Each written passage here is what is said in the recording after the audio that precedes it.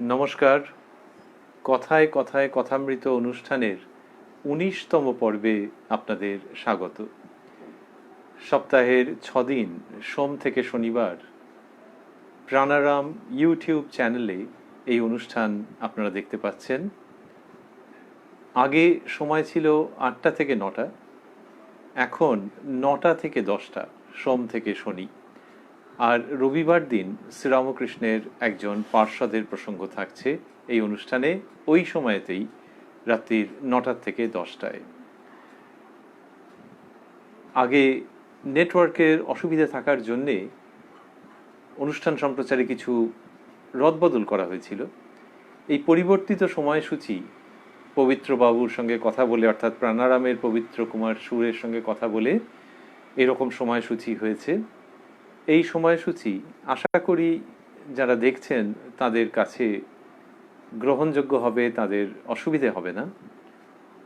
নতুন সময়সূচি নিয়ে কোনো বক্তব্য থাকলে আপনারা এই অনুষ্ঠান যখন চলছে তখন যে কমেন্ট লেখার জায়গা সেখানে কমেন্ট লিখতে পারেন, বা পরেও যে অনুষ্ঠানটি আপলোডেড হয় সেখানে কমেন্ট লিখতে পারেন এই সময়সূচি নিয়ে কোনো বক্তব্য থাকলে। আর প্রাণারাম ইউটিউব চ্যানেলের সমস্ত অনুষ্ঠান পেতে গেলে আগেও আমরা উল্লেখ করেছি, আবারও করব, যে প্রাণারামের যে কোনো ভিডিও যখন দেখছেন তখন সাবস্ক্রাইব বাটনটি যদি প্রেস করে দেন এবং তার পাশে যে বেল আইকন থাকে সেটি যদি প্রেস করে দেন, তাহলে প্রাণারামের যে কোনো ভিডিও যথাসময়ে দেখবার নোটিফিকেশান আপনাদের কাছে এসে যাবে। এই ঘোষণার সঙ্গে সঙ্গে আমরা প্রবেশ করতে চাইব মূল অনুষ্ঠানে, যেখানে আমরা কি করেছি। আমরা আগের দিন,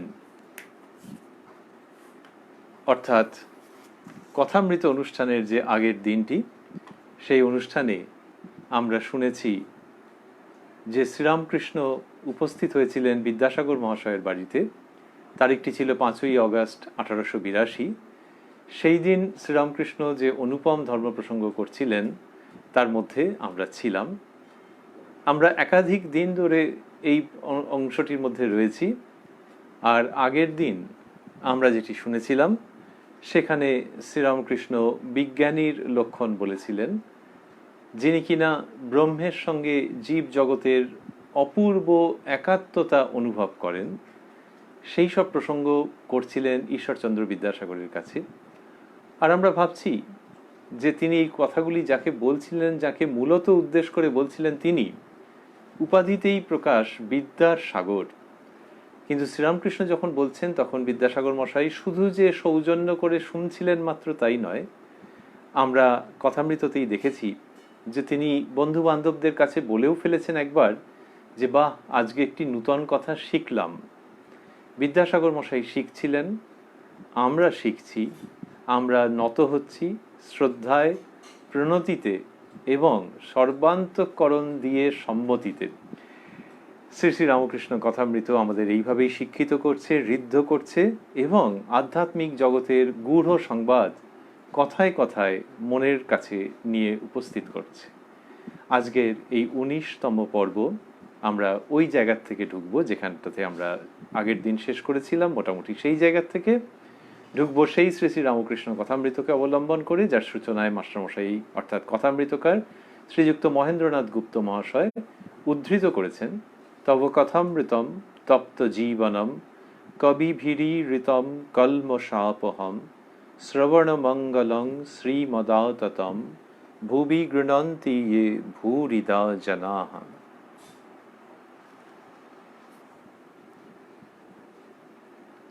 বিজ্ঞানী দেখে ব্রহ্ম অটল, নিষ্ক্রিয়, সুমেরুবৎ। এই জগৎ সংসার তাঁর সত্য রজতম 3 গুণে হয়েছে, তিনি নির্লিপ্ত। এই কথা বলছেন শ্রীরামকৃষ্ণ ঈশ্বরচন্দ্র বিদ্যাসাগরকে। যে বিজ্ঞানীর কথা আগে বলেছেন, তো যিনি বিজ্ঞানী তিনি কি করেন, তিনি ওই শ্রীরামকৃষ্ণ যেভাবে বোঝাচ্ছেন যে ছাদে গিয়ে দেখেন, আবিষ্কার করেন যে ছাদ যে বস্তুতে তৈরি, শ্রীরামকৃষ্ণের ভাষায়, সেই ইট চুন সুরকিতে সিঁড়িও তৈয়ারি, ওই যে সিঁড়িকে তিনি ছাড়িয়ে ছাড়িয়ে গেছেন। সুতরাং ব্রহ্ম এবং জগৎ, ওই নিরাকার চৈতন্য আর এই দ্বৈত জগৎ, এর মধ্যে স্বরূপত কোনো পার্থক্য নেই। এটি যিনি আবিষ্কার করেন, যিনি সেই প্রত্যক্ষ উপলব্ধিতে উপস্থিত হন, তাকেই শ্রীরামকৃষ্ণ বলছেন বিজ্ঞানী। সেই বিজ্ঞানীর কথায় রয়েছেন তিনি, আমরাও সেইটি শ্রবণ করছি। কি অদ্ভুতভাবে এই জায়গাগুলোকে তিনি তুলে ধরছেন। ভঙ্গি আধুনিক, ঝকঝকে উপমা, অসামান্য উপস্থাপনা, সেটি কথামৃতের মধ্যে দিয়ে আমরা পাচ্ছি। বলছেন বিজ্ঞানী দেখে ব্রহ্ম অটল, নিষ্ক্রিয়, সুমেরুবৎ। এই জগৎ সংসার তাঁর সত্য রজতম 3 গুণে হয়েছে, তিনি নির্লিপ্ত। তাহলে বললেন এই জগৎ তাঁর সত্য রজতম 3 গুণে হয়েছে। তাহলে জগতের মধ্যে ওই 3 গুণের খেলা রয়েছে। ত্রিগুণাত্মক জগৎ বলা হয় অনেক সময়। আর তিনি নির্লিপ্ত, ব্রহ্ম নির্লিপ্ত। এই যে ব্রহ্ম নির্লিপ্ত, এটি আগে ব্যাখ্যা করেছেন এবং উদাহরণ দিয়েছেন যে যেমন প্রদীপের আলো, তার সামনে বসে কেউ ভালো কাজ করছে, কেউ মন্দ কাজ করছে, কিন্তু প্রদীপ নির্লিপ্ত। সাপের বিষ অন্যের গায়ে ঢাললে তার ক্ষতি হয়, কিন্তু সাপের কিছু হয় না। এইসব কথা তিনি বলেছেন। বলে তিনি প্রসঙ্গ বুঝিয়েছেন যে ব্রহ্মের নির্লিপ্তি কীরকম, সেরকম বুঝিয়েছেন।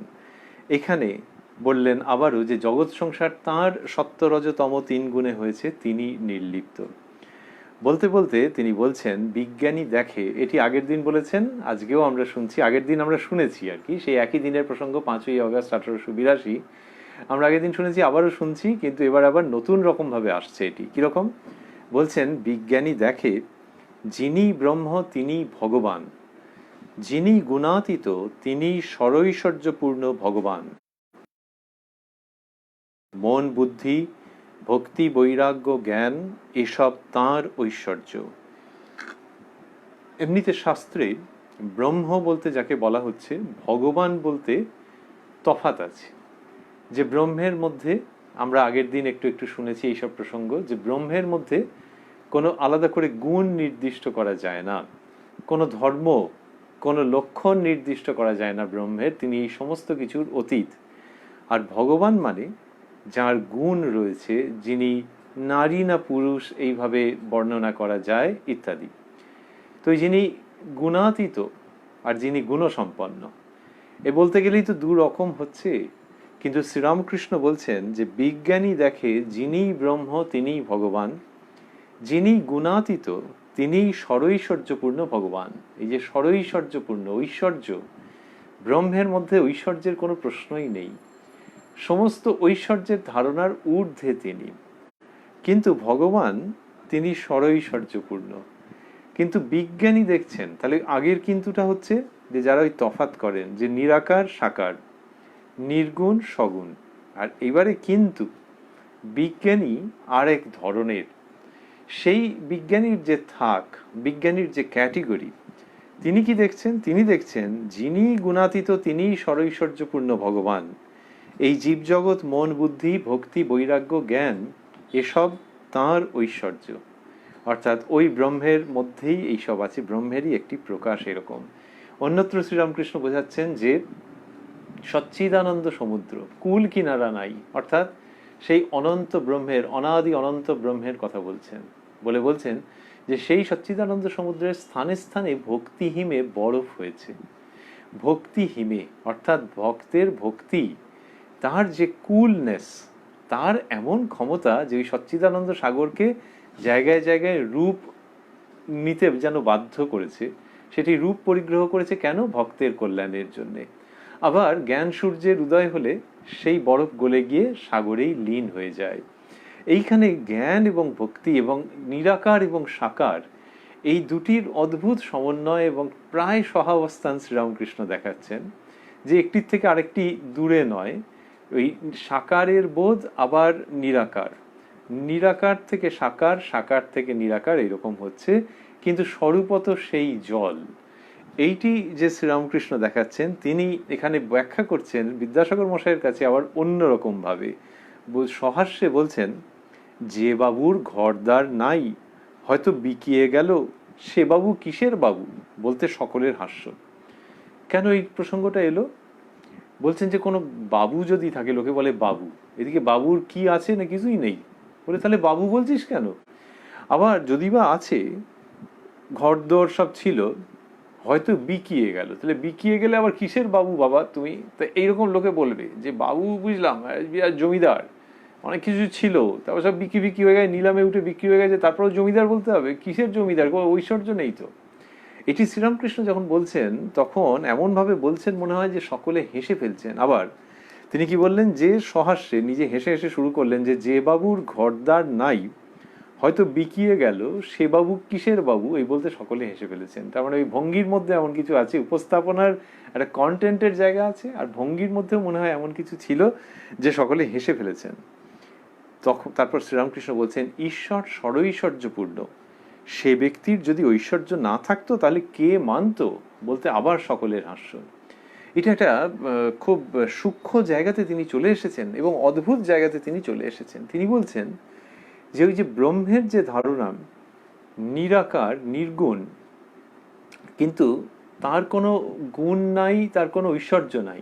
গুণ নাই মানে ওই আর কি, যে তার কোনো স্বভাব লক্ষণ নাই, আর ঐশ্বর্য নেই। ঐশ্বর্য কিরকম? ওই যে সত্য রজতম কত রকম হচ্ছে, একজন ধ্যানস্থ হয়ে আছেন, আরেকজন আরেকজনকে মারবে বলে ছুটছে, তাই সত্য তম রজ এসব নানান রকম গুণ, এবং এই জগতের মধ্যে কত ভ্যারাইটি, কত রকমের ভ্যারাইটি, বাঘ সিংহ ঘুরে বেড়াচ্ছে, পর্বত রয়েছে, ধীর শান্ত নদী রয়েছে, এইসব নিয়ে একটা অদ্ভুত ভ্যারাইটি, ঐশ্বর্যপূর্ণ। ভয়ঙ্কর আছে, আবার সুন্দরও আছে, ক্রূর আছে, আবার শান্তও আছে, এইসব নিয়ে যে ঐশ্বর্য, শ্রীরামকৃষ্ণের বলার ভঙ্গিটি ভারী অভিনব। তিনি বলছেন যে ব্রহ্মের যে ধারণা, নিরাকারের যে ধারণা, ওর মধ্যে তো কোনো ঐশ্বর্য নেই। এখন ঐশ্বর্য না থাকলে না লোকে মানবে না, অর্থাৎ বলার ভঙ্গিটা এরকম যে যদি শুধু ওই নিরাকারের বর্ণনাতেই পুরো ব্যাপারটা শেষ হয়ে যেত, লোকে মানতো টানতো না। কিন্তু ঐশ্বর্যের যে প্রসঙ্গটা আসছে সেইখান থেকে মানে, যেমন জমিদারের ঘরদার নাই, বিকিয়ে গেল, তাকে আর কেউ বাবু বলে মানবে? সেই বাবুর কিছুই মানবে না, যে নামে বাবু ওর কি মানে আছে। তেমনি নিরাকার কিন্তু ঐশ্বর্য নাই, তাহলে এতদিন পর্যন্ত লাস্টিং করতো না, প্রায় সেরকম জায়গাতে নিয়ে আসছেন এবং সকলে হাসছেন। ঈশ্বর ষড়ৈশ্বর্যপূর্ণ, সে ব্যক্তির যদি ঐশ্বর্য না থাকতো তাহলে কে মানত? এই কে মানত, এটি শ্রীরামকৃষ্ণের একবারে অভিনব একটি উপস্থাপনা, অভিনব একটি ধারণা, অভিনব একটি পরিবেশনা, যে কে মানত। তাহলে এই অন্যরকম ভাবে দেখানো হলো যে বিজ্ঞানী দেখেন ব্রহ্মের সঙ্গে জীব জগতের একাত্মতা, আর শ্রীরামকৃষ্ণ বলছেন যে একাত্মতা তো আছে, জীব জগতের মধ্যে যে ঐশ্বর্য, সেটা ওই ব্রহ্মকে ভাবতে গেলেই ওইটা আসছে। ব্রহ্মকে ভাবতে গেলেই শক্তির কথা আসছে, শক্তিকে ভাবতে গেলেই ব্রহ্মের প্রসঙ্গ আসছে। কিন্তু শক্তির মধ্যে যে ওই ঐশ্বর্য রয়েছে, ত্রিগুণাত্মিকা যে প্রকাশ রয়েছে, সেইটির জন্যই ব্রহ্মের সমস্ত কিছু, তার ওই ঘরদার সবকিছু হচ্ছে শক্তির ঐশ্বর্যের জন্যে। এইটি শ্রীরামকৃষ্ণ বলছেন, এর মধ্যে একটা অদ্ভুত আধ্যাত্মিক অন্তর্লীন গূঢ় প্রবল হিউমার আছে, যে ব্রহ্মের ধারণা থাকতোই না, মানুষের মনে রেজিস্টারই করতো না যদি শক্তি কোনো না কোনো জায়গার থেকে এবং ত্রিগুণের কথা কোনো না কোনো জায়গার থেকে উঁকি ঝুঁকি মারত। শ্রীরামকৃষ্ণ শুধু যখন পরিবেশন করছেন তখন সকলে হাসছেন, বলে তিনি আরো উদাহরণ দিচ্ছেন। বলছেন, দেখো না এই জগৎ কি চমৎকার, কত রকম জিনিস, চন্দ্র সূর্য নক্ষত্র, কত রকম জীব, বড় ছোট, ভালো মন্দ, কারু বেশি শক্তি কারু কম শক্তি।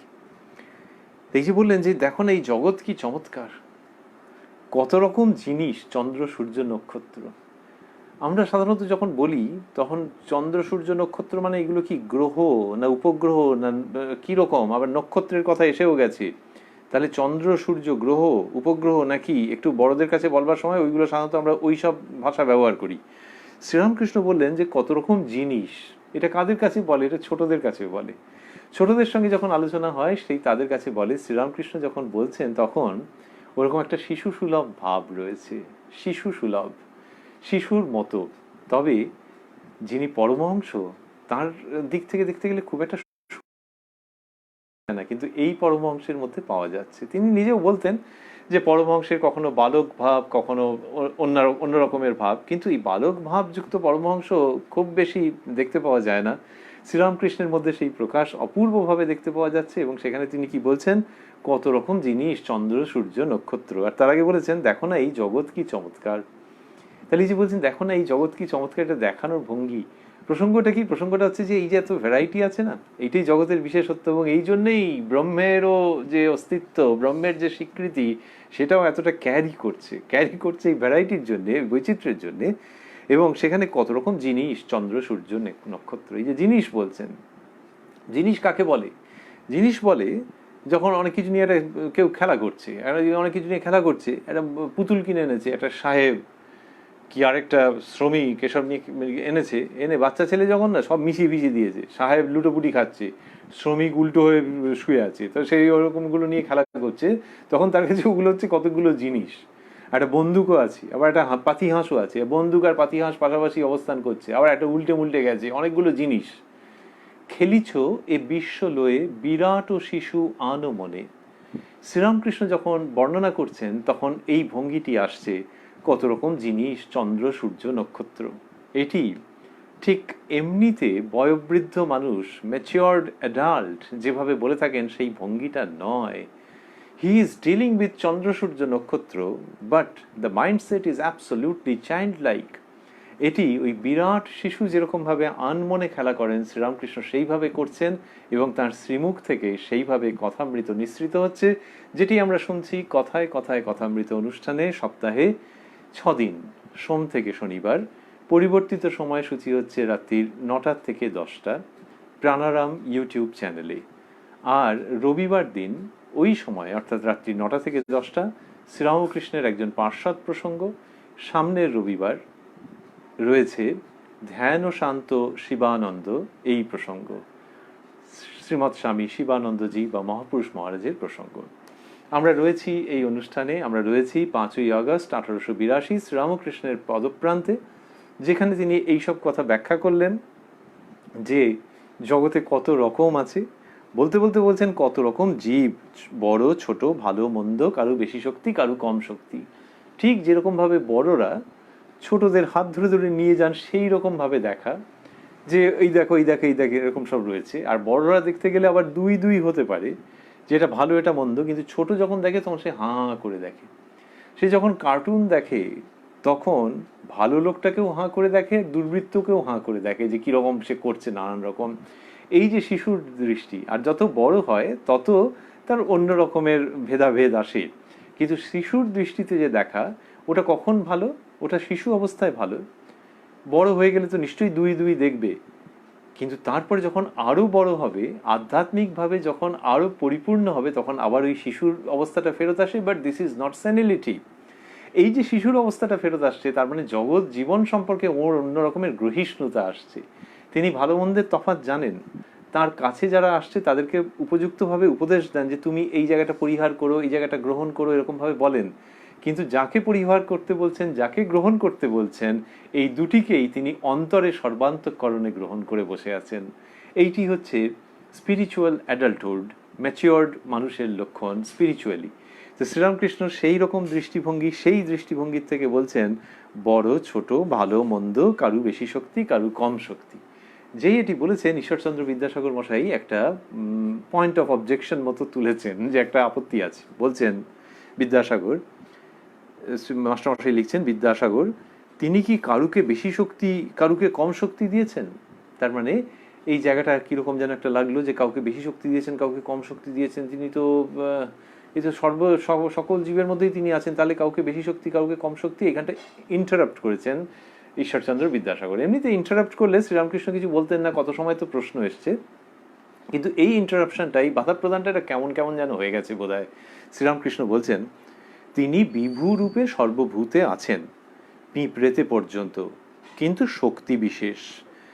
বলছেন যে বিভু রূপে অর্থাৎ সকলের অন্তরস্থ সত্তারূপে আছেন তিনি, কিন্তু শক্তি বিশেষ। তার মানে এনার্জি ম্যানিফেস্টেশনের তারতম্য, শক্তি বিশেষ। তা বললেন যে তিনি বিভুরূপে সর্বভূতে আছেন পিঁপড়েতে পর্যন্ত, কিন্তু শক্তি বিশেষ। তা না হলে, তা এই যে শক্তি বিশেষ, তার মানে শক্তির প্রকাশ এক এক জায়গায়, কোথাও শক্তির বেশি প্রকাশ, কোথাও শক্তির কম প্রকাশ। তুমি যে একটা দুম করে একটা কিরকম একটা অবজেকশন দিলে যে তিনি কি কারুকে বেশি শক্তি কারুকে কম শক্তি দিয়েছেন, এই অবজেকশনটা এখন না দিলেও হয়তো হতো, কারণ তো বোঝাই যাচ্ছে যে তিনি সর্বভূতে থাকলেও প্রকাশের তারতম্য সেইটার কথাই তো বলতে চাওয়া হচ্ছে, এবং প্রকাশের তারতম্যের জন্য ভ্যারাইটি হয়ে যাচ্ছে।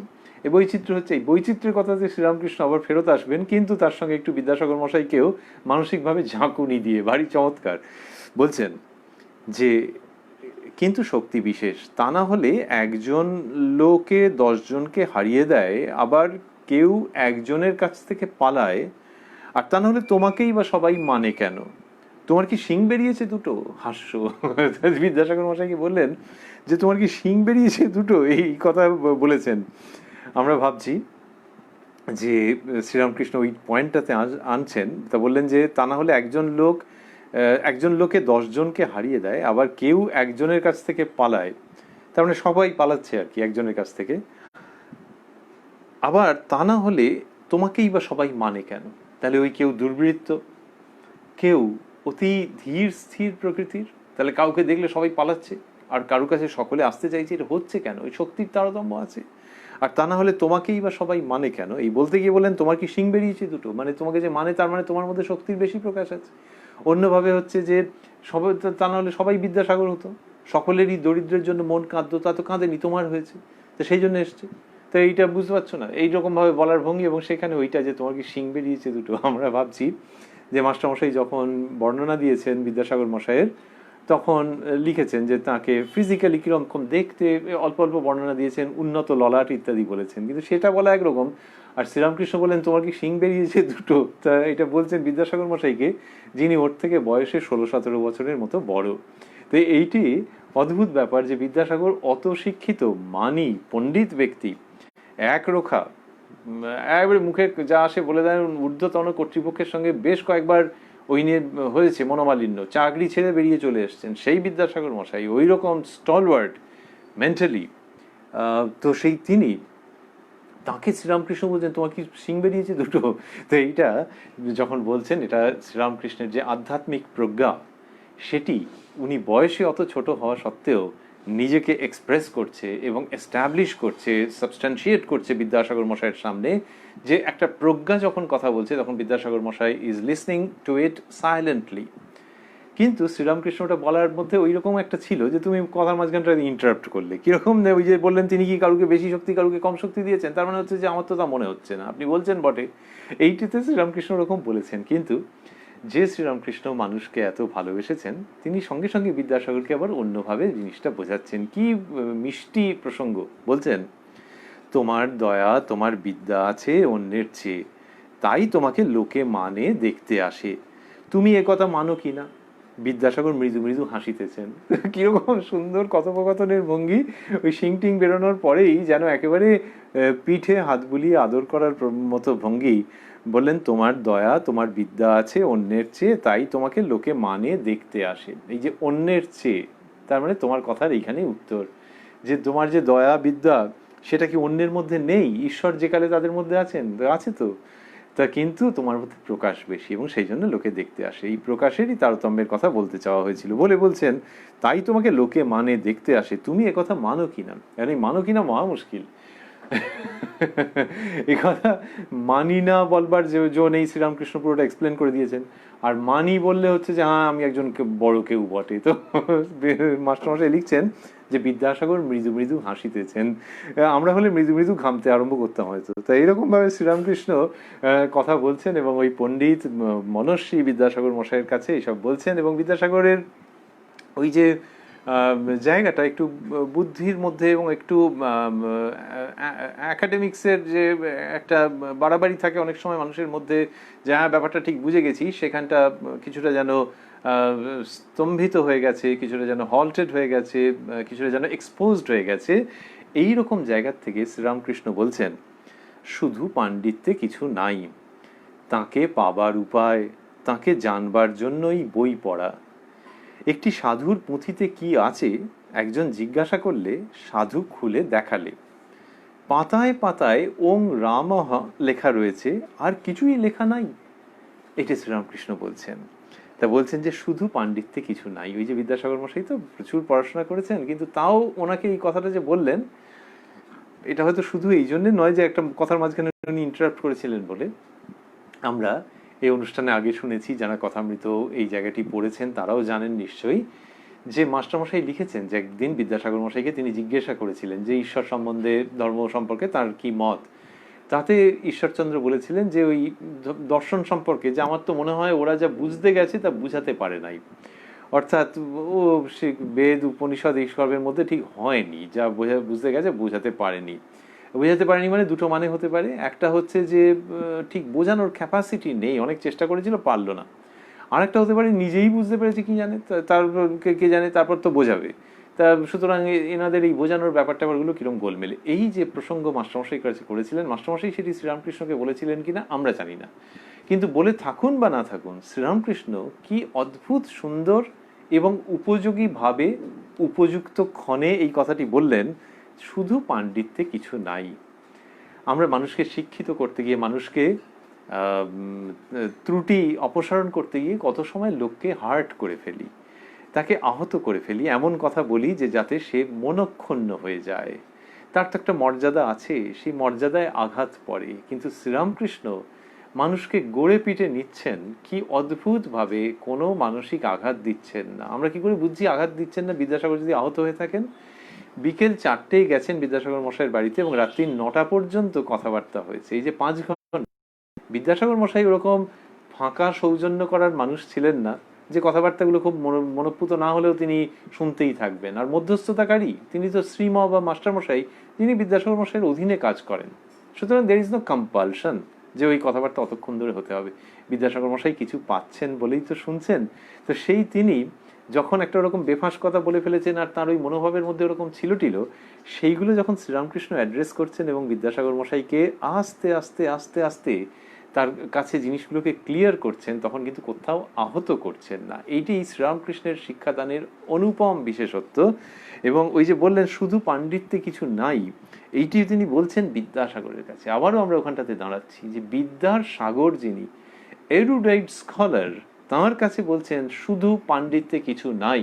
এই 4টে কথা বলবার জন্য আজকালকার দিনের ভাষায় বলতে গেলে গাটস লাগে, আর চিরকালের ভাষায় বলতে গেলে স্পিরিচুয়াল কনভিকশন লাগে।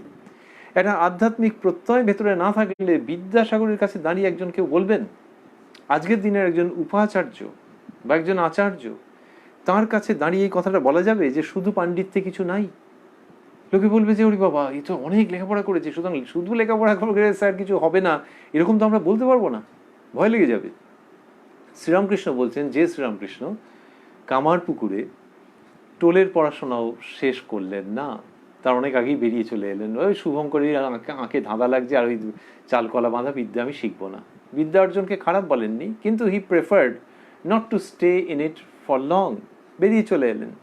তো ওই যে বেরিয়ে চলে এলেন, তার মধ্যে আধ্যাত্মিক জ্ঞান এমন একটা জায়গায়, আধ্যাত্মিক উপলব্ধি, তার সঙ্গে সঙ্গে ওই পরম সত্যের সঙ্গে এই জীব জগৎ, ভালো মন্দ, সাধু অসাধু, সমস্ত মানুষের একাত্মতার বোধ এত ইনগ্রেইন্ড, অন্তর্নিহিত, যে তিনি বিদ্যাসাগর মশাইকে বলছেন শুধু পাণ্ডিত্যে কিছু নাই।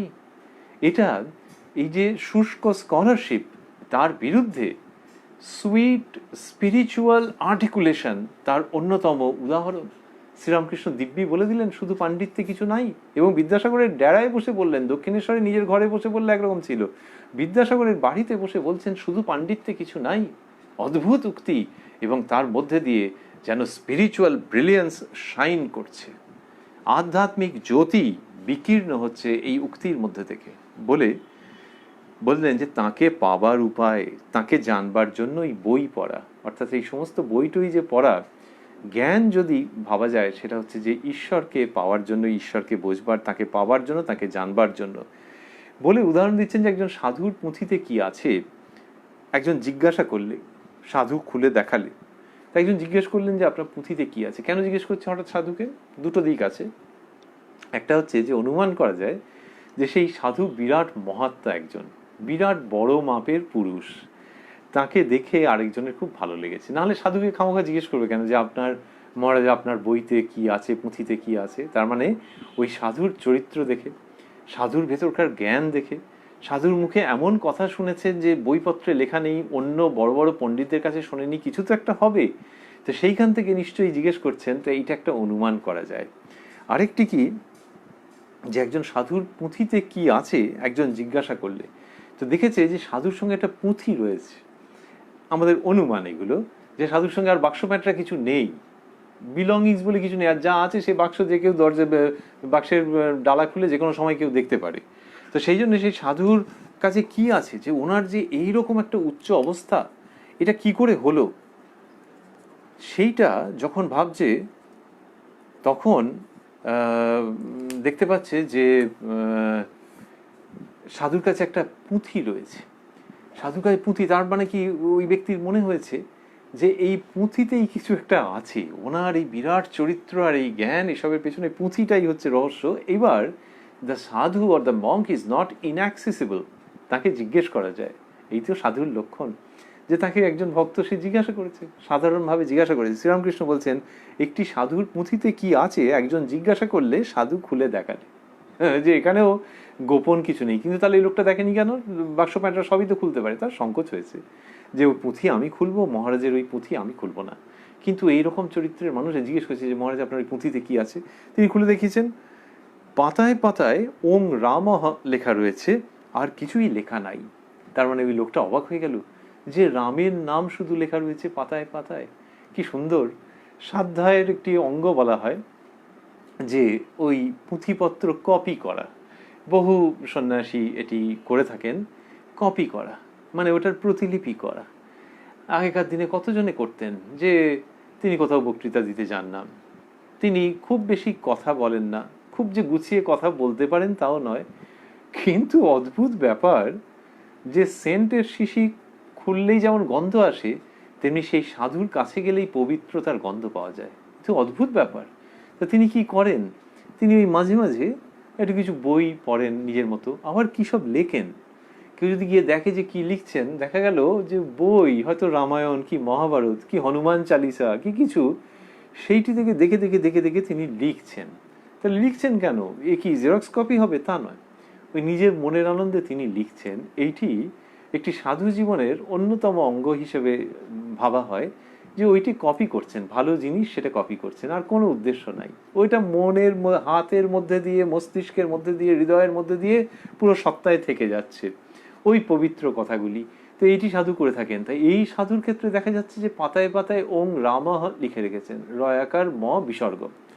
তো এই যে রাম নাম এটা পাতায় পাতায় লেখা আছে, শ্রীরামকৃষ্ণের গল্পটা এইখান পর্যন্তই। তার মানে এবার বোঝো যে সেই লোকটি কিরম অবাক হয়ে গেল যে শুধু এইটা লেখা রয়েছে, আর কি, আর হচ্ছে যে তার মানে রাম নামের এরকম মহিমা, যে একে জিজ্ঞাসা করেছেন ওই পুঁথিতে কি আছে, তার মানে এই পুঁথিটা সাধু হ্যান্ডেল করেন, পুঁথিতে হয়তো মাঝে মাঝে লেখেনও, নাও যদি লেখেন এখন খুলে দেখা গেল পাতায় পাতায় এটা লেখা রয়েছে। তো তার মানে যে ওই রাম নামের এমন মহিমা যেই চরিত্র তৈরি করে দিয়েছে, ওই পুঁথির মধ্যে ভাঁজ করে স্কুল কলেজের মার্কশিট রাখা নেই, ওই পুঁথির মধ্যে শ্রীরামচন্দ্রের নাম লেখা রয়েছে, সাধুর তাতেই আনন্দ, আর ওই নামই এই ব্যক্তিকে ওই রকম অসাধারণ উচ্চতায় উপনীত করিয়ে দিয়েছে। শ্রীরামকৃষ্ণ বলছেন শুধু পাণ্ডিত্যে কিছু নাই, সেটি বলতে গিয়ে কি চমৎকার গল্প উপস্থাপন করলেন, এবং উপস্থাপনার ভঙ্গি এমন যে তিনি দুটি বাক্যে সেরে দিলেন, একটা গল্প দুটো বাক্যে। এখন প্রতিযোগিতা হয় অনেক সময় যে short story, how short can it be, খুব ছোট্টর মধ্যে একটা গল্পকে ডেলিভার করে দেওয়া যায় কিনা। আধুনিক কালে বিপণনের ক্ষেত্রে হোক, অন্যান্য ক্ষেত্রে হোক, অ্যাডের যে স্টোরি থাকে সেখানে তো প্রতিযোগিতা চলে যে কত কমেতে একটা গল্পকে খুব এফেক্টিভলি ডেলিভার করে দেওয়া যায়। শ্রীরামকৃষ্ণ দুটো বাক্যে করছেন, একটি সাধুর পুঁথিতে কি আছে একজন জিজ্ঞাসা করলে সাধু খুলে দেখালে, প্রথম বাক্য। দ্বিতীয় বাক্য, পাতায় পাতায় ওং রামহ লেখা রয়েছে, আর কিছুই লেখা নাই, বাস। আর আর আর ওইখানে এবার তুমি ভাবতে থাকো যে কিরকম অবাক হয়ে গেল সেই লোকটি, ইত্যাদি ইত্যাদি। তো এই শ্রীরামকৃষ্ণ খুব কম শব্দের মধ্যে দিয়ে এরকম অসাধারণ গল্প বলছেন। তিনি গল্প বলবার ভঙ্গি জানেন, তিনি গল্প বলবার কায়দা জানেন, কথায় কথায় কথামৃত তিনি পরিবেশন করছেন। সেই অনুষ্ঠানের মধ্যে আমরা রয়েছি, যেখানে কিনা সোম থেকে শনিবার সপ্তাহে 6 দিন রাত্রিবেলায় 8টা থেকে 9টার পরিবর্তে বর্তমানে 9টা থেকে 10টা অনুষ্ঠিত হচ্ছে কথায় কথায় কথামৃত, যেখানে শ্রী শ্রী রামকৃষ্ণ কথামৃতকে আমরা স্মরণ করছি, আমাদের নিজেদের মতো করে আনন্দ করবার চেষ্টা করছি, আস্বাদন করবার চেষ্টা করছি। এটি হচ্ছে প্রাণারাম ইউটিউব চ্যানেলের মাধ্যমে, আর ওই প্রাণারাম ইউটিউব চ্যানেলে রবিবার আবারও সেই রাত্রির 9টা থেকে 10টা শ্রীরামকৃষ্ণের একজন পার্ষদের প্রসঙ্গ, সামনের রবিবার ধ্যান ও শান্ত শিবানন্দ, এই প্রসঙ্গ আলোচনা। এই যে গল্পটি শ্রীরামকৃষ্ণ পরিবেশন করবার পরেই বলছেন গীতার অর্থ কি, 10 বার বললে যা হয়। বলেন যে গীতার অর্থ কি, বলছেন যে 10 বার বললে যা হয়। কিরকম? গীতা গীতা 10 বার বলতে গেলে ত্যাগী ত্যাগী হয়ে যায়। ওই রকম সেই বাচ্চা ছেলেরা খেলে না, সেরকম গীতা গীতা গীতা গীতা তাগি তাগি তাগি এরকম হয়ে যাচ্ছে। কি অদ্ভুত ভাবে নিয়ে আসছেন তিনি। তা বলছেন যে গীতা গীতা 10 বার বলতে গেলে ত্যাগী ত্যাগী হয়ে যায়, ওই তাগি ত্যাগী এরকম বক্তব্য। আবারও সেই যে একেবারে সেই লেখাপড়ার মতো করে ব্ল্যাকবোর্ডে চক্ষরি দিয়ে বোঝাতে হবে এরকম নয়, কিন্তু বার্তাটি তিনি ঠিক পরিবেশন করে দিচ্ছেন, ডেলিভার করে দিচ্ছেন। কিরকম? বলছেন গীতা গীতা 10 বার বলতে গেলে ত্যাগী ত্যাগী হয়ে যায়। গীতায় এই শিক্ষা, হে জীব, সব ত্যাগ করে ভগবানকে লাভ করবার চেষ্টা করো। সাধুই হোক সংসারীই হোক, মন থেকে সব আসক্তি ত্যাগ করতে হয়। বলছেন যে গীতার এটা মূল শিক্ষা। গীতার মূল শিক্ষা কি? হে জীব, সব ত্যাগ করে ভগবানকে লাভ করবার চেষ্টা করো। এই যে বললেন যে সব ত্যাগ করে, সব ত্যাগ করে মানে অন্যত্র তিনি বুঝিয়েছেন যে সব ত্যাগ মানে বাইরে ভেতরে সব ত্যাগ যদি কেউ করতে পারে করবে। আসল যেটি সেটি হচ্ছে মনে ত্যাগ। মনে ত্যাগ করবে। এবার বাইরের ত্যাগ যদি তোমার দরকার হয়, যদি তোমার সংস্কারের মধ্যেই ওটা চায়, তাহলে বাইরের ত্যাগ করবে। আসল হচ্ছে মনের ত্যাগ, ওইটা থাকতেই হবে। অর্থাৎ বাইরের ত্যাগ যদি হয় অথবা না হয়, মনের ত্যাগ সেটি হচ্ছে আসল কথা। শ্রীরামকৃষ্ণ সেটিকে নানান রকমভাবে ব্যাখ্যা করেছেন যে এই সংসারের মধ্যেও আসক্তিহীন হয়ে কি করে বসবাস করা যায়, সংসার যাত্রা নির্বাহ করা যায় এবং শ্রেষ্ঠ রূপে নির্বাহ করা যায় যখন একজন আসক্তির মধ্যে ডুবে যায় না, আসক্তি তাকে সেকুলে কাঁটার মতো জড়িয়ে ধরতে পারে না, সেইটা শ্রীরামকৃষ্ণ ব্যাখ্যা করেছেন। সেই তিনি বলছেন যে গীতায় এই শিক্ষা, হে জীব, সব ত্যাগ করে ভগবানকে লাভ করবার চেষ্টা করো। সাধুই হোক সংসারী হোক, মন থেকে সব আসক্তি ত্যাগ করতে হয়। যখন বলছেন আবারও খুব কম শব্দের মধ্যে আনছেন এবং এখানে বললেন সাধুই হোক সংসারী হোক।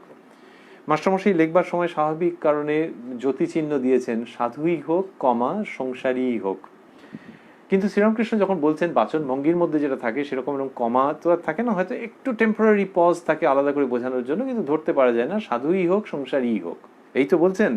তো এই যে এক বাক্যের মধ্যে প্রায় এক নিঃশ্বাসে বলে দেওয়া, এটি আবারও নিয়ে আসছে আমাদের কাছে, যারা এটিকে স্মরণ করবেন যে সাধুই হোক সংসারী হোক, মন থেকে সব আসক্তি ত্যাগ করতে হয়। তার মানে সাধু এবং সংসারীকে পাশাপাশি রাখলেন, আর তার মাঝখানে যেন কোনো লাইন অফ ডিমার্কেশন রচনা করলেন না দৃঢ়ভাবে, যে সাধুই হোক সংসারী হোক একসঙ্গেই বলছেন। যে যার অঙ্গে ওই কাপড় আছে অথবা যার অঙ্গে ওই কাপড় নেই, উভয় ক্ষেত্রেই কি হচ্ছে যে মন থেকে সব আসক্তি ত্যাগ করতে হয়। এটা বলার দ্বারা তিনি সাধুর যে অবস্থা, সন্ন্যাস আশ্রম, তাকে সেই জায়গাতেই রাখছেন, সেখান থেকে বিন্দুমাত্র সরাচ্ছেন না। কিন্তু গার্হস্থ্য আশ্রমকে অনেক সময় যে বলা হয় যে হবে না, বা এদের হলেও এটা ডিসকাউন্টেড কিছু হবে, ওই ঈশ্বর প্রাপ্তি টাপ্তি হবে না, এটা ডিসকাউন্টেড, তার প্রতি একটু ভক্তি টক্তি হলো, অনুরাগ টনুরাগ হলো, নাম জপ করলো, এই জন্য এই পর্যন্তই। এই জায়গাটা শ্রীরামকৃষ্ণ যেন চিরতরে অপসারণ করছেন, যে তুমি বোঝাও যে কোথায় হবে না এবং কেন হবে না, যদি সে মন থেকে সব আসক্তি ত্যাগ করতে পারে। এইখানে শ্রীরামকৃষ্ণ অদ্ভুতভাবে আনছেন, ঈশ্বরচন্দ্র বিদ্যাসাগরের বাড়িতে এইসব কথা হচ্ছে এবং ওই শুধু পাণ্ডিত্যে কিছু নাই এটা বোঝাতে গিয়ে ঈশ্বরচন্দ্র বিদ্যাসাগরকে বলছেন, যে যার গায়ে অন্তত গেরুয়া কাপড় নেই, সেই ঈশ্বরচন্দ্রকে বলছেন যে সংসারে থেকেও সম্ভব, এইটাই বোঝাতে চাইছেন, এবং সমস্ত আসক্তি ত্যাগ করলে সম্ভব, এবং এই সমস্ত লেখাপড়া যা কিছু করবে সমস্ত এফার্ট সেইটির জন্যই, যে এই জগতে থেকেও কি করে তাকে পাওয়া যায়, তাকে জানা যায়, সেটার জন্যই সবকিছু, বই পড়া ইত্যাদি। এটা যখন বলছেন তখন এই যে বললেন সাধুই হোক সংসারী হোক, এইটা শ্রীরামকৃষ্ণ নতুনভাবে এই সমস্ত রচনা করে দিয়ে গেলেন। যেন স্বামী ব্রহ্মানন্দজি মহারাজ, শ্রীরামকৃষ্ণের মানস পুত্র, তিনি রাখাল মহারাজ বা রাজা মহারাজ, তিনি এই কথামৃতকার মাস্টারমশাইকে একদিন বলেছিলেন যে দেখুন মাস্টারমশাই, ঠাকুর এবার এসে শিবলোক আর জীবলোকের মধ্যে একটা ব্রিজ তৈরি করে দিয়ে গেছেন। ওই যে আগে যা, অর্থাৎ ওই আগে শিবলোক একটা জীবলোক একটা, ও এখান থেকে ওখানে দুম করে যাওয়া যায় নাকি? জীবলোক মানে ওই সংসারী জীব, আর সন্ন্যাসী স্বামী ব্রহ্মানন্দজি কত বড় সন্ন্যাসী, ব্রহ্মলীন বলা হয়। সেই তিনি কি মিষ্টি করে বলছেন এই মাস্টারমশাইকে, যার হাত দিয়ে কথামৃত জগতে এসেছে, তাকে বলছেন যে মাস্টারমশাই, ঠাকুর এবার শিবলোক আর জীবলোকের মধ্যে একটা ব্রিজ তৈরি করে দিয়ে গেছেন। এইরকমভাবে ব্রহ্মানন্দজি বলছেন। আমরা দেখছি যে এই রকম সমস্ত শ্রীরামকৃষ্ণের উচ্চারণ ওই ওই ওই ওই ফ্রিকোয়েন্সির সঙ্গে ধ্বনিত হচ্ছে, বা এই ফ্রিকোয়েন্সি লক্ষ্য করেই রাজা মহারাজের মতো মানুষ, তাদের মতো সন্ন্যাসী এইসব কথা বলেছেন, যেখানে ঠাকুর বলছেন সাধুই হোক সংসারী হোক মন থেকে সব আসক্তি ত্যাগ করতে হয়। এই বলতে বলতে বললেন, চৈতন্যদেব যখন দক্ষিণে তীর্থ ভ্রমণ করছিলেন, চৈতন্যদেব তো সাউথ ইন্ডিয়া এক্সটেন্সিভলি ট্রাভেল করেছেন, তা বলছেন চৈতন্যদেব যখন দক্ষিণে তীর্থ ভ্রমণ করছিলেন, দেখলেন একজন গীতা পড়ছে, আরেকজন একটু দূরে বসে শুনছে আর কাঁদছে, কেঁদে চোখ ভেসে যাচ্ছে। অদ্ভুত দৃশ্য। একজন গীতা পড়ছেন মানে সংস্কৃতে, আরেকজন দূরে বসে শুনছে, একটু দূরে বসে শুনছে। একটু দূরে কেন বসেছে? মনে হয় যে যিনি গীতা পড়ছেন তাকে তো খুব পবিত্র বলে ধরা হয়, যে গীতা পাঠ করছেন, সংস্কৃত জানেন, তার মানে পণ্ডিত মানুষ। তো আরেকজন তার মানে মনে হয় যে অতটা এডুকেটেড নন, ওই ক্লাসের ঠিক লোক নন, নাহলে সামনে বসে শুনতে কি অসুবিধা হয়েছিল, আর একটু তো পরিষ্কার করে শোনা যেত। একটু দূরে বসে শুনছে, কিন্তু অদ্ভুত ব্যাপার বলছেন যে আর কাঁদছে, কেঁদে চোখ ভেসে যাচ্ছে। তাহলে সেই লোকটি এসছে গীতা পাঠ শুনতে, একটু দূরে বসে শুনছে, কিন্তু তার কেঁদে চোখ ভেসে যাচ্ছে। এটি চৈতন্যদেব দেখেছেন, শ্রীরামকৃষ্ণ বলছেন। চৈতন্যদেব জিজ্ঞাসা করলেন, তুমি এসব বুঝতে পারছো? সন্দেহ হয়েছে যে দূরে বসে আছে কেন। আর হচ্ছে যে একজন যদি বুঝতে পারে তাহলে তো একরকম মনে হয়, কিন্তু এই লোকটা তো হাপুস নয়, কেঁদে যাচ্ছে, একটা শ্লোক শেষ হচ্ছে সেটা বুঝতে পারছে, এই যে একটা টাইমের ম্যাচ করাটা সেটা তো হচ্ছে না, তাহলে কিরকম হঠাৎ কাঁদছে কেন? তুমি এসব বুঝতে পারছো? এটা শ্রীরামকৃষ্ণ বলছেন যে চৈতন্যদেব জিজ্ঞাসা করলেন, তুমি এসব বুঝতে পারছো? সে বললে, ঠাকুর, আমি শ্লোক এসব কিছু বুঝতে পারছি না। ওই যা ভেবেছিলেন তাই। তিনি জিজ্ঞাসা করলেন, তবে কেন কাঁদছো? ভক্তটি বললে, আমি দেখছি অর্জুনের রথ, আর তার সামনে ঠাকুর আর অর্জুন কথা করছেন, তাই দেখে আমি কাঁদছি। কি চমৎকার, কি সুন্দর! কি সেই ব্যক্তি বলে দিল যে আমি দেখছি অর্জুনের রথ, কারণ সে চোখের সামনে দেখতে পাচ্ছে। আমি দেখছি অর্জুনের রথ, আর তার সামনে ঠাকুর আর অর্জুন কথা করছেন, অর্থাৎ শ্রীকৃষ্ণ এবং অর্জুন, কৃষ্ণার্জুন সংবাদ তিনি দেখতে পাচ্ছেন। সেই সাইট, সেই সাউন্ড, রথের সামনে শ্রীকৃষ্ণ আর অর্জুন বলছেন, আর তার সামনে ঠাকুর আর অর্জুন কথা করছেন, তাই দেখে আমি কাঁদছি, এই কথা তিনি বলছেন। তো এটি কিরকম অদ্ভুতভাবে সেই ভক্তটি বললেন যে আমি দেখছি, তারা তিনি দেখতে পাচ্ছেন এরকম যে ঠাকুর আর অর্জুন কথা করছেন, তাই দেখে আমি কাঁদছি। তাহলে এইসব ঘটনা কি চমৎকার, যে চোখের সামনে দেখতে পাচ্ছেন। কুরুক্ষেত্রে হয়েছিল, তো কুরুক্ষেত্রকে বলা হয় ধর্মক্ষেত্র, ধর্মক্ষেত্রে, কুরুক্ষেত্রে এই সমস্ত আছে। তো সেই ধর্মক্ষেত্র, কিন্তু সেই ধর্মক্ষেত্রটি কোথায়? কুরুক্ষেত্র কোথায়? এখন সেই কোথায় ঘটেছিল এইটা নিয়ে আধুনিক কালে আবার কুরুক্ষেত্র বেঁধে যায়, সে অন্যরকম। সত্যি সত্যি নির্ণয় করার প্রয়োজনও হয় নিশ্চয়ই, কিন্তু সত্যি সত্যি কোথায় জিপিএস দেখে এক্সকাভেশনের মাধ্যমে নির্ণয় করা একরকম, তার নিশ্চয়ই একটা অন্য রকমের প্রয়োজন আছে। কিন্তু ধর্মক্ষেত্র যে আসলে ভেতরে থাকে তাতেও কোনো সন্দেহ নেই। ভেতরেই কুরুক্ষেত্র, ভেতরেই ধর্মক্ষেত্র, এবং সেখানেই শ্রীমদ্ ভগবদ গীতার প্রাসঙ্গিকতা। এই যিনি শুনছেন তিনি ওই কুরুক্ষেত্র বা ধর্মক্ষেত্র এসব মনে হয় বানান করে লিখতেই পারবেন না, কিন্তু তিনি দেখছেন এই ধর্মক্ষেত্র, যেটা বানান করে লিখতে পারার উপরে নির্ভর করে না, কিন্তু ভেতরে ভেতরে অনুভব করবার উপরে নির্ভর করে। তো শ্রীরামকৃষ্ণ বলছেন যে চৈতন্যদেবের প্রশ্নের উত্তরে তিনি বললেন, আমি দেখছি অর্জুনের রথ, আর তার সামনে ঠাকুর আর অর্জুন কথা করছেন। শ্রীরামকৃষ্ণ যখন বলছেন তখনও এই গল্পের মধ্যে, এই ঘটনার মধ্যে অন্য রং লেগে যাচ্ছে, কেননা তিনি বললেন যে তার সামনে ঠাকুর আর অর্জুন কথা করছেন। একেবারে ঘরোয়া ভাষা, হয়তো বাঁকুড়া হুগলির ভাষা, সেকালের উত্তর কলকাতার ভাষা, কিন্তু ক্লাস নেওয়ার ভাষা নয়, এ অন্য ক্লাসের ভাষা। শ্রীরামকৃষ্ণ সেটি ব্যবহার করছেন এবং বলছেন যে তাই দেখে আমি কাঁদছি, সেই ভক্তটি বলছেন। তাইলে কত হৃদয়ের কথা চলে আসছে। আর আমাদের একটু মজা লাগে, ভাবলে যে যিনি পড়ছিলেন তিনি যদি এখানে ইন্টারাপ্টেড হয়ে থাকেন, যে শ্রী চৈতন্য ওই লোকটিকে জিজ্ঞাসা করছেন, এখন সে তো একটু দূরেই বসে আছে, এবার যিনি পড়ছেন ধরা যাক যে যদি তিনি সেখানটাতে চুপ করে গিয়ে থাকেন যে দেখি কি বলছে, আমারও একটু কৌতূহল যে লোকটা রোজ এসে বসে থাকে কেন। আর যখন সে বলছে যে আমি অর্জুনের রথ দেখছি আর রথের সামনে ঠাকুরের অর্জুন কথা করছেন, তাহলে যে পড়ছে তার তো হয়ে যাবে যে আমি তাহলে এতদিন কি পড়লাম। এই তো ওইটা দেখেছে এবং দেখে তার চোখে জল এসে গেছে। একবার ভক্তির খুব গূঢ় অবস্থা, খুব অন্তর্মুখ অবস্থা না হলে হয় না। তাহলে আমি পড়ছি আর আমি ভাবছি যে আমি পড়তে জানি, এর অন্যায় করতে জানি, এর টিকা ভাষ্য সব পড়েছি, আর তো চোখের জলে ভাসিয়ে দিল, তাহলে আমার এমনি এই স্কলাস্টিক পড়াশোনা তো ভেসে গেল। তো এরকম মনে হলেও হতে পারে।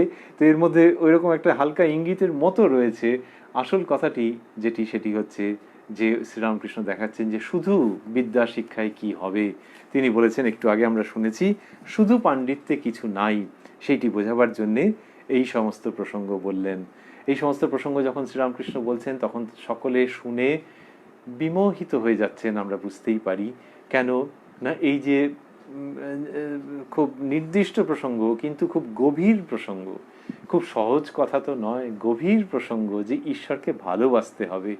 সহজ কথা নয় মানে লোকে যে হালকা কথা নিয়ে চালাচালি করে, যে আজকে একটু গরম পড়েছে কিনা, আজকে বৃষ্টি হবে কিনা ইত্যাদি, ওইরকম নয়। কিন্তু প্রায় ওইরকম ভঙ্গিতেই, পারস্পরিক আলাপচারিতার ভঙ্গিতেই ইনি জীবনের গভীরতম সত্যের উচ্চারণ করছেন। শ্রীরামকৃষ্ণ যখন এইসব কথা বলছেন তখন বিদ্যাসাগর মশাইয়ের ঘরেতে যারা উপস্থিত ছিলেন তারা অবাক হয়ে যাচ্ছেন। অন্যত্র মাস্টারমশাই লিখেছেন, আমরা এই অনুষ্ঠানে শুনেছি, যারা শ্রী শ্রীরামকৃষ্ণ কথামৃতের এই অংশ পড়েছেন তারা নিশ্চয়ই দেখেছেন যে একঘর লোক যারা ছিলেন তারা একদৃষ্টে শ্রীরামকৃষ্ণকে দেখছেন এবং তার আনন্দময় কথা, অমৃত কথা শ্রবণ করছেন। এই কথা মাস্টারমশাই আগে লিখেছেন যে বিদ্যাসাগর মশাইয়ের ঘরে এরকম হয়েছে, সকলেই একদৃষ্টে এই আনন্দময় পুরুষকে দর্শন ও তাহার কথামৃত পান করিতেছেন। তাই ওই যে পরিবেশ, তার মধ্যে থেকে এই সমস্ত কথা হচ্ছে এবং আরো এগোচ্ছে। শ্রীরামকৃষ্ণ বলছেন, বিজ্ঞানী কেন ভক্তি লয়ে থাকে, অর্থাৎ বিজ্ঞানী যিনি কিনা ওই সব কিছু পেয়েছেন এবং ঈশ্বর জীব জগতের একাত্মতা অনুভব করেছেন, তিনি ভক্তি নিয়ে থাকছেন কেন। তিনি তার মতো চুপচাপ থাকতে পারতেন, কিন্তু দেখা যায় যে তিনি ভক্তি নিয়ে থাকছেন। ভক্তি নিয়ে মানে তার ভেতরে এই ভক্তির ভাবটি রয়েছে। তো তিনি ঈশ্বর নিরাকার যে সত্তা, যে পরম সত্তা, তাকে অনুভব করেছেন। আবার এই দ্বৈত জগৎ, সেখানে এসে দেখেছেন, নেমেছেন, অবতরণ করেছেন, করে দেখেছেন যে ওই নিরাকার চৈতন্য আর এই দ্বৈত লীলা দুটি অভিন্ন। এইসব হয়েছে, তাহলে তো তার সব কিছু পাওয়া হয়ে গেছে মোটামুটি বলতে গেলে। তাহলে আবার তিনি ভক্তি নিয়ে থাকছেন কেন? ভক্তি নিয়ে থাকা মানে ভেতরে একটা ভক্তির ভাব, এক। দুই হচ্ছে যে তার আশ্রমে যদি তুমি যাও দেখবে হয়তো যে তিনি পুজো করছেন, তিনি মালা জপ করছেন, তিনি ভোগ নিবেদন করছেন, তিনি প্রসাদ পাচ্ছেন, অন্যদের সঙ্গে গ্রহণ করছেন। তাহলে না করলেও পারতেন যে সবকিছুর মধ্যেই তো তিনি, তাহলে বাজার থেকে যা হোক করে কিছু কিনে নিয়ে এসে খেয়ে ফেললেই হয় রান্না করে। তাহলে আবার ভোগ নিবেদন কাকে কি করবে, সবকিছুর মধ্যেই তো তিনি। না, এখানে উনি ভক্তির মানে ভক্তি মার্গের পথিক যেরকম করেন, যিনি কিনা এখনো লক্ষ্যের দিকে যিনি এখনো এগোচ্ছেন কিন্তু ভক্তি নিয়ে আছেন, তিনি যেরকমটি করে থাকেন এর মধ্যেও সেইগুলো করতে দেখছি। ইনি মানুষকে ভালোবাসেন, সকলের মধ্যেই সেই ব্রহ্মকে দেখছেন, কিন্তু স্টিল তার লাইফস্টাইলটা দেখলে মনে হবে যে ইনি একজন ভক্ত, ঈশ্বরের পথে এগোচ্ছেন। এই ভক্তি নিয়ে কেন থাকছেন, শ্রীরামকৃষ্ণ সেই প্রসঙ্গটিতে আসছেন।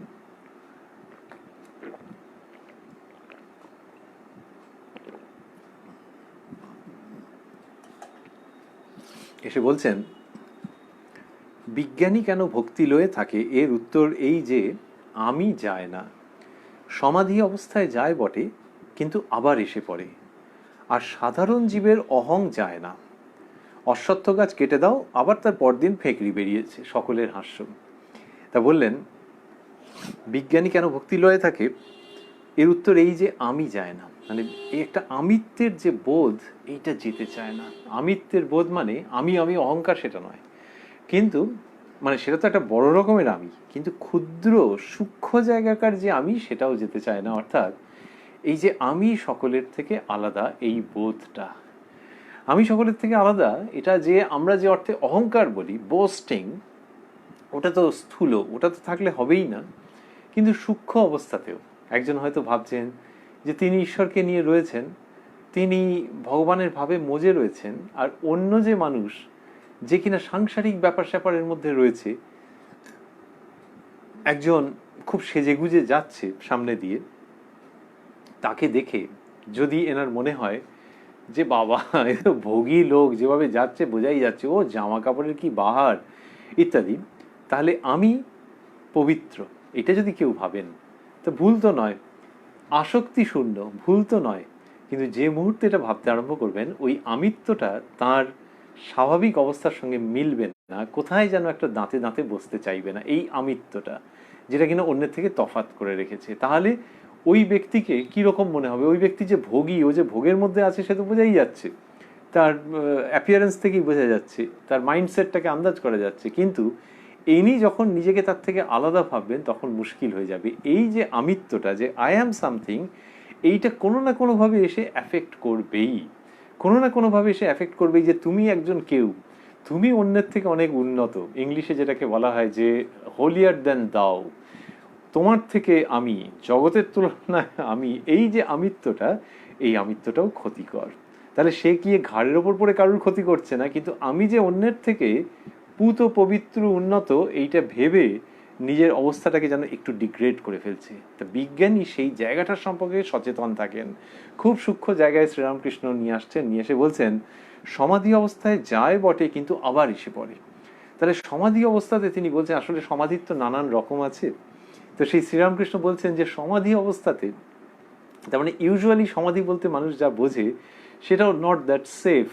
সমাধি অবস্থায় মনে হয় যেন গেল কোনটা আমিত্বের বোধটা চিরকালের জন্য চলে গেল। আমিত্বের বোধ চলে গেলে কি সবকিছু লস্ট হয়ে গেল? তা নয়।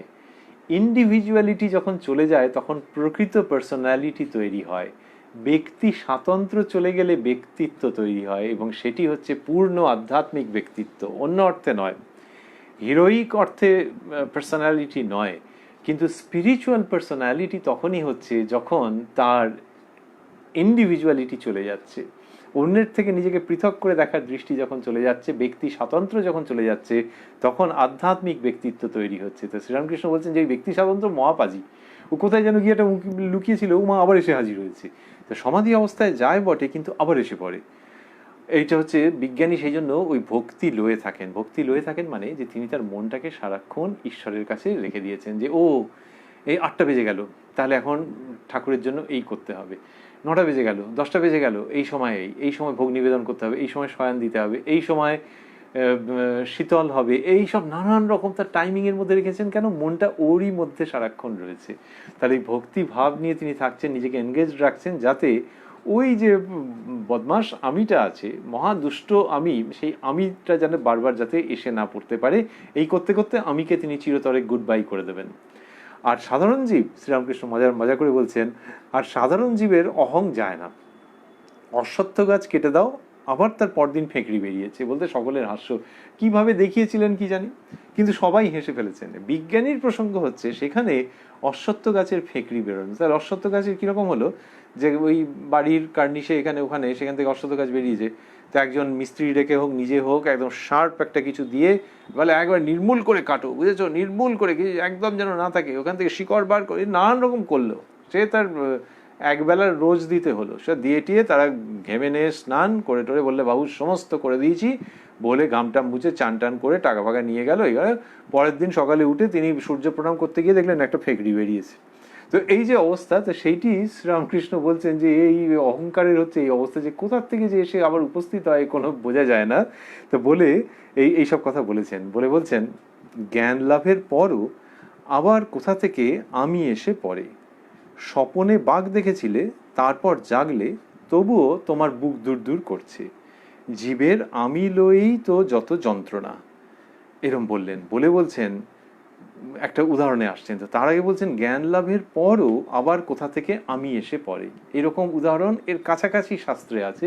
শ্রীরামকৃষ্ণ যেভাবে বলছেন এটি কিন্তু তার মৌলিক বলে আমাদের মনে হয়েছে। তো বললেন যে জ্ঞান লাভের পরও আবার কোথা থেকে আমি এসে পড়ে, যে জ্ঞান লাভ হয়েছে, কিন্তু জ্ঞান লাভ এটা উইদিন কোর্টস, এটা সেই স্তরের জ্ঞান লাভ যেখানে সাধক বা সাধিকা ভাবছেন যে তিনি ব্রহ্মলীন হয়ে গেছেন, কিন্তু কোথার থেকে ও লুকিয়ে ছিল জানো, আবার এসে গেছে। আবার কোথা থেকে আমি এসে পড়ে, উদাহরণ দিচ্ছেন, এই উদাহরণটি যেভাবে পরিবেশন করছেন এবং যে কথা ডেলিভার করছেন এটি তার মৌলিক বলেই মনে হয়। স্বপনে বাঘ দেখেছিলে, তারপর জাগলে তবুও তোমার বুক দূর দূর করছে। তাহলে স্বপন ভেঙে গেছে, এই জগৎ রূপ যে মায়া স্বপ্ন সেটি যার ভেঙে গেছে, তারও না কি হয়েছে, স্বপনে বাঘ দেখেছিলে তারপর জাগলে তবু তোমার বুক দূর দূর করছে, তোমার ইয়ে লাগবে না, স্টেথো লাগবে না, নিজেই ফিল করলে দেখবে যে বুক দূর দূর করছে। তাহলে স্বপ্ন তো ভেঙে গেছে।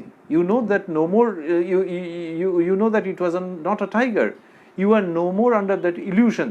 কিন্তু বুক দূর দূর করছে, এটার জন্য ডাক্তার ডাকতে হবে না, তুমি নিজেই বুঝতে পারবে যে বুক দূর দূর করছে। তেমনি এই জগৎ স্বপ্ন, মায়া স্বপ্ন যার ভেঙে গেছে, যিনি ভাবছেন যে ঈশ্বরীয় জ্ঞানে, ব্রহ্মজ্ঞানে যিনি উপনীত হয়েছেন, তারও বুক দূর দূর করছে, ওই অহং ভাবটা আসছে যে আমি কি একজন, আমি এর থেকে আলাদা, আমি ওর থেকে আলাদা, এই ভাবটা আসছে।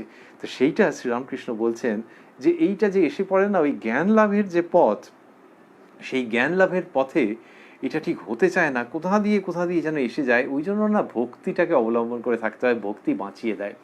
ভক্তি পথে যখন কেউ থাকে তখন বাঁচিয়ে দেয় ভক্তি, এবং সেইটা থাকতে পারলে খুব ভালো, ওই আমিত্বের বোধটা থেকে বাঁচিয়ে দেয়। আবারও আমরা ভাবছি যে সংসারী মানুষ, যে কোনো মানুষ ভাবতে পারেন যে আমিত্বর বোধ চলে গেল মানে তো যা সবই গেল, তা নয়।